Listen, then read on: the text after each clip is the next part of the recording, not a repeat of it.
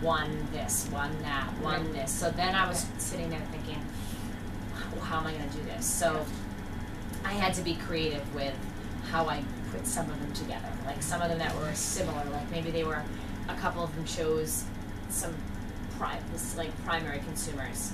And I'm like, ooh, they could kind of, let's debate these primary consumers and put them together. So, and luckily the ones that did choose different ones were very strong, had strong evidence and strong reasoning skills. So I thought that putting them together, in that beginning part, they really talked about, and some of them changed their mind, oh, I can see what you're saying. And then they agreed upon that one. But I think it would have been better maybe to limit them somehow, or of these four. I don't know. Yeah, that might have been a little bit easier. Did you know you saw something before? No. It's my first time doing 8th grade, so. So not only was the CER part new, the ecosystem part was new. Yeah. Bravo. Alright, so next we're going to connect what we have there to the research article that is guiding our course of study. So, using these questions, did the lesson implement the research? How does the research help the group answer the pre-observation questions? And how can the research inform this lesson if it were to be repeated again? I think it definitely, we're working with big claim, coming up with evidence, which they worked as a group to achieve. I mean, in terms of like their discussion, once they were discussing it, and then explaining to each other what their reasoning was, which is really difficult to do, especially if somebody's disagreeing with you. I think they were able to carry through all of those, and then like at the end you had the reflection piece, which I think takes it one step beyond that, which is, so I thought it definitely applied the pieces of that. I had a quick comment. Am I allowed to go back a step about your decomposer thing? Oh yeah. Because I never addressed that, and I just realized it. It really was a true decomposer. They had aquatic worms, but they also fed on plants. So there was a big debate on, is there really a decomposer? There really wasn't a true decomposer in that list, and that was the problem. I should have put one in. Well, I didn't notice it just because you said that. No, so it wasn't there. Did you use the whole food web? We did, but they all, because it shared, they were very confused. There was an aquatic one, and then there was another that they both fed on a producer as well as bacteria, and they weren't sure where to place it, and so we kind of eliminated it. So it was just, I wish I would have just put it, so that was the issue. So, that's probably a good idea. No, I definitely think it tied in really well. I think that this is the first time you did CER, right? You Yes. mentioned that. I think that it's really hard to do CER. Like, is it too elementary? Is it too simple? Or is it too complex? Especially when you don't know if they can do it. They don't have that prior knowledge. They don't have experience of doing it in elementary schools. So we're all kind of in the same position where we have to start, like, at the ground, ground up. So I think I think you did a great job, and I think that you integrated. It just seemed like it was just so, hey, it was part of your curriculum, but you integrated it so well. It was such a great topic, to use, because it does have so many answers that are right, as long as they back it up. So I thought it definitely lent well to our article and the practices. I really did. It really helped them review the content too. I mean, I could tell that what they were saying was on task because it was back and forth. So I'm sure they were getting, and you could hear bits and pieces. Plants, I put plants too. And somebody said, I had that one at the bottom too. And so you could tell they were thinking about the concepts of, of the ecosystem and energy transfer. And food webs are fun. I mean, they really are because it's animals and plants, and a lot of kids enjoy that. They really do. But it definitely reinforced the research articles. You have them engaged in scientific argument. And I thought that's what was really good, was that you actually like the work that went into planning of like, okay, I'm gonna group these people together because they have the same Yeah. opinion, and I'm gonna group them together with people with different opinion, and then I'm gonna have them have a discussion, and like you have to take notes first. Like that's a lot to do, and I thought that you did it really well for the, you know, if that was really the first time, that's pretty awesome, and it like that goes right with our, you know, research stuff. And, you know, and then you extended it, that extra piece because you had them work with another group. And so Right. here they are, now they're presenting it to somebody else so that they can become more passionate Right. and really defend their arguments. And it was interesting, I think it was yours, that where the kids were like, oh yeah, my opinion's like changing, like, you know, it'll be interesting to see their reflection questions, like, because they said, like, oh yeah, I think my idea's changing because of what this group said. Yeah. So.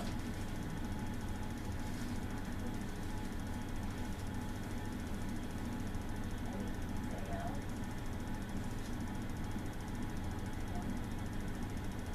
Okay. So next we're gonna look at student work and answer the questions. How does the student work connect to the course of study in the lesson? How does it demonstrate student learning, and what does it tell us? Thank you. Share those.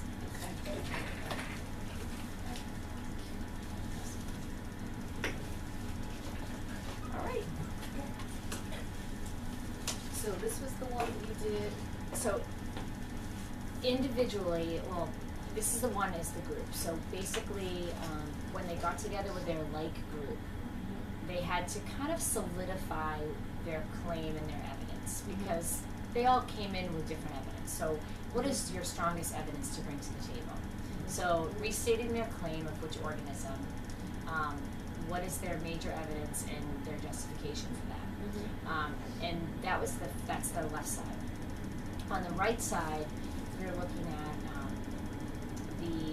when they got together with the other group, and they had to write down what is the alternate claim that you heard, and what is your feelings about that? Do you agree? Any notes that you have about that alternate claim? Because I wanted them to be able to, while they're listening, say, "Oh no, I don't agree with that," or "I'm going to write a rebuttal right now," or "Oh, that makes sense." So it was kind of a little note section where they could write things that went along with the claim, or maybe things that came to their mind when they're listening to somebody else talk. And then on the back side of the paper is at the end when I asked them to reflect on the experience, since it was the first time that we were doing this in the classroom. So how did you feel about this process experience? Did you like it? What didn't you like about it? And then the second question was that if their minds were changed, did their minds change from listening to the other group? And then not only did it change, but what evidence made it change? So could you really recall that? What was the evidence that said, "Oh, that's why I know they're right," or "I think they're right because of that evidence"? And if it didn't change, then again, what is your solid piece of evidence to state that? So, and then the other piece that's not here is the food web, which was on Post-its on the wall in my room. So I'm sorry. Did you find that they were more successful? So you said you had them redo the food map? Yes, Were they more successful when they were able to work they were. with the group, like getting all the arrows and Yes. all the connections? Yeah, it's so much harder than I originally thought before teaching this. Even with me, I'm like, because you have to look at before and after. So when they're looking at the card that has, they were looking at, okay, what is the predator? And let me just make sure that that's what they eat, and let me make sure that. Or there were 3 fish. So one of the 3 of the things said it ate small fish, but then there was a bass and a catfish. And it was like, well, are those small fish? And I said, I don't think so, because they also eat small fish. So that's not a small fish. So they were able to have that conversation. They asked me clarifying questions about that. But I think when they were working by themselves, it was like, well, they eat fish and they draw that. So there was some that made it hard. So it was good to have, multiple people having conversations about it. Oh, what do you think? And so I thought it was really hard when I did this similar lesson, but I thought it was just really hard because the kids weren't familiar with the organisms. Like, especially my ELL kids were like, "What is a catfish?" Like, Right. Is it a cat? Is it a fish? Like, what is, like. and they had a hard time with like the snapping turtle. Yeah. So there was multiple things that ate reptiles, and they had like they would have like this bird eating a snapping turtle, and like you look under the snapping turtle eats birds. I said, when they say reptiles, you know, they were confused with what is it, you know, the size. There was a hard, like you said, I think they weren't familiar. Maybe that would have been a better thing, is to introduce a little bit individual, like those organisms, maybe a little background, or adding in that research piece, like giving them less organisms. I think if I do this again, I would give them less organisms in it, add a research piece that they really didn't have. They had this picture which said what they ate. It was very limited, and if they did a little bit more research before getting started, I think they will have a clear understanding of it. That's what So it seems like there's some that changed their mind. Did you, I don't have it all in front of me, but Yeah. did you find that was happening with, yeah, which was great. so they were open to? They were open to having them, you know, being exposed to it. At first, there were a couple groups that they didn't want to change, Yeah. but I thought they did a good job really talking about it and explaining why, and listening to each other. And having the evidence, like, Yes. why this changes. And I love that they went to the food web. They were like, Right. well, no, and I mean, I tried to help that myself. I'm like, use the food web. Well, And they it was were like, pointing. and they would You point can see and, that they definitely referenced it. yeah. So. Was it hard to get them all to take notes on the other point of view? It looks like most of them did some. Yeah, I had to remind them. So that was definitely something that as I walked around, it was like, don't forget to take notes, don't forget to take notes. And I think it wasn't for lack of, they were listening. They were listening to the person, but that's hard, I think, at this age, to listen and take notes. And, so I think with more practice, I did it more often now that I'm there I agree, because I see the same thing in my classroom. on it. Yeah. It's a constant nudging them. Or maybe just have them say, write down 2 things that they said. Right. Your poison, your point. Just give them 2. Like you said in the beginning, we're gonna do 2 things. Just give them a limit, so then they're like, okay, we did our 2. Even if they're not the greatest 2, at least they're engaged a little bit, and then they can spend the rest of the time listening. That might be something like just to limit it and see how far they're able to get. Right. There'll always be kids that'll write more than 2, but maybe some kids won't write 2 at all. Right. You just limit it. And I feel like sometimes if you're taking it away, if you're making them write while listening, Right. are they not soaking in everything they're listening? It's a balance, and some kids are naturally good at it, but some aren't. Mm-hmm. So, And especially, this was, as the towards the end of the period, they were heading off to lunch. right. And you have all those issues Yeah. kicking Yeah. in. Mhm. Yep. So that impacts their ability to think about what they're listening to and writing. Right. It all comes into play. Yeah.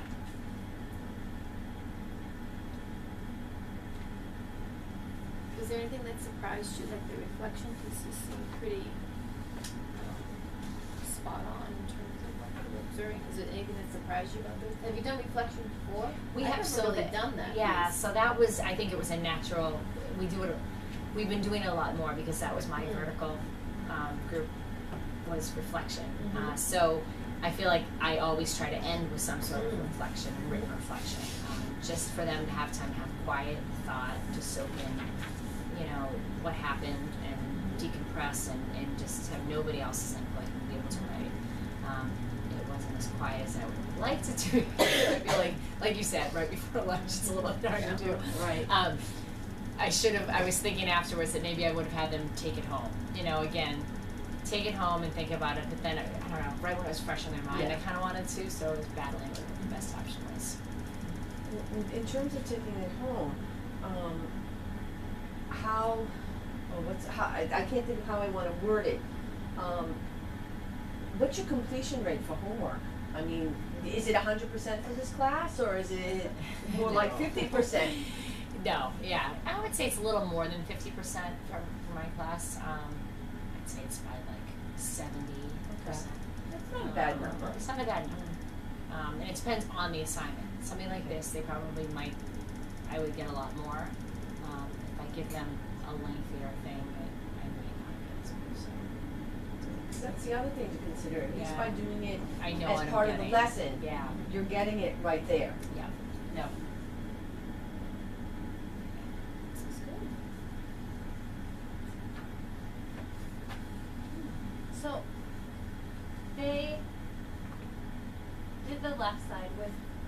their group, or they did it on their own? They did another one on their own? So they originally did it on And their then you own. put them with the group. Then when they went back with their group, they kind of combined all their Yeah, all their papers to information. make a new Make- left side that was had Got it.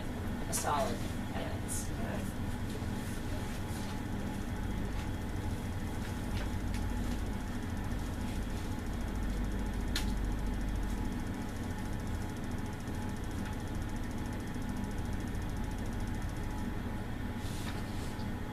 How does it connect to your course of study? We talked about that. How does it demonstrate student learning? And what does it tell you?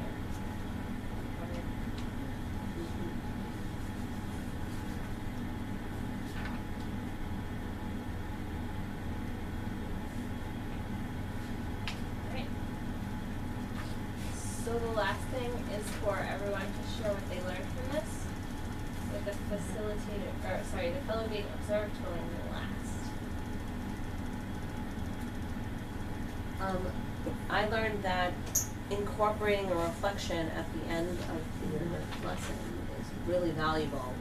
It's something that I never had time for. So I see here with your work samples and everything that you were working with the kids, that it is actually something really valuable, even if they just jot down a couple thoughts. It at least gets them to stop for a second and think about what they did. And I would like to think about maybe incorporating that more in my lesson. You know, because usually as a closer, it's like, okay, this is it, or you just ask them a quick question. How do you feel about the lesson? Or maybe I ask that, but it's more like, what did you learn today? You know, that sort of thing. So, or how could you do differently, or how was your opinion changed? I really like that. I really liked the reflection piece. I learned about that. Since the CER method is fairly new to us too, kids are struggling with it, but I liked how you had the visual of the food web that they would go back and then they would directly reference. It just seemed to spur on the discussion rather than just writing. I don't know, I really liked that piece. So I'm thinking graphs, tables, what else could they be using too, for my lessons in the future? Yeah, like an easy visual. Yeah, like an Yeah. easy visual that they could keep referencing. Yeah. I liked both of those things as well. I was gonna say something about the reflection, but I think that also, like making them listen and take notes to the other point of view seemed really like a valuable strategy to me that I don't have thought of. I liked, I learned that there are multiple levels to CER. You had them start with an individual CER, what's the word I want? You had them make their list of their evidence on their own.